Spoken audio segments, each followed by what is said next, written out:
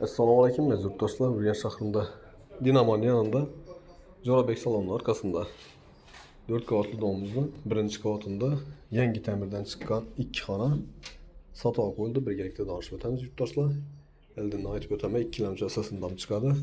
Ikkilamchini Milliy bankda 21-22% dan srochniy taxlab beradilar yurtdoshlar. Berimiz sanuzeli. Berimiz kuxnyasi. Kuxnya mebellerimiz qo'yilgan, gilamlar döşelengan, oboydan chiqqan, oynalarimiz almashgan, plus reshotkalari bor. Koteli bor. Eldinda yana otizam bor yurtdoshlar. Maktab, bog'cha, mashg'ulotlardan muammo yo'q.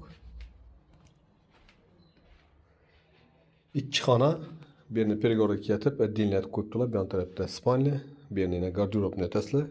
Bu yon tarafimiz zal. Balkondan qo'shib qo'yibdilar. Ustalarimiz kısıtılgan. Perdelerimiz bor. Birinchi qavatda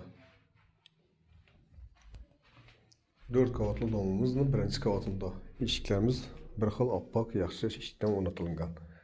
Bu yerimiz yana spalnya. Yurtdoshlar ikkilamchiga chiqadi. Narxına keladigan bo'lsak 375 million so'm. Ekrandagi nomerlarga chiqaverasizlar. Sog'lom bo'linglar, ishlaringiz davom etsin.